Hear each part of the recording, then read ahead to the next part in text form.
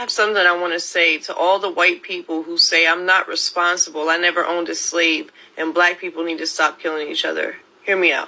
During slavery, slaves endured sexual abuse, rape, denial of education, whipping, families split up and sold, shackling, hanging, beating, burning, mutilation, imprisonment, denial of food and sleep, buck busting, families being forced to sleep with each other for the purpose of breeding and then being made fun of for it. Torture, and also, if this was not happening to you directly, you had to watch your loved ones endure all of this.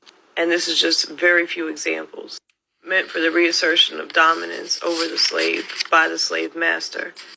And after the slaves were freed, they had to endure their babies being used as alligator baits, their skin being sold as fashion, being eaten as a delicacy, being lynched and burned alive. More denial of education. Now they went from being forced to breed to being forced to be sterilized because white supremacists did not want them to have children. Sharecropping being just another form of slavery. And not only that, but through all of this, there were many black communities that were thriving. Through all of this, they found a way to become successful on their own and independent, and that made white people angry. So they burned it down and destroyed the hope and success that they did have. I say all that to say, we still benefit from all these atrocities that were created and committed by white supremacists. While they were denied education or too scared to go to school because they didn't want to be lynched or burned alive, we continued our education. While they were denied generational wealth, we continued to gain generational wealth. While they were denied the ability to simply exist without fear of death or torture, we were happily thriving in our little front yards with our bikes and our bells.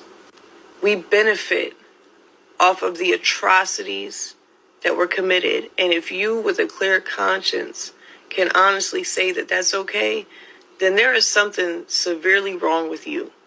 This is why I say we are responsible. Whether you like it or not, the sins of our fathers have fallen on our shoulders because we benefit from the atrocities. We benefit from the suffering and the torture of others. You have traumatized parents raising traumatized children in a traumatizing environment that we created through redlining, through PTSD, through trauma, generational trauma that we have not tried to help them heal through.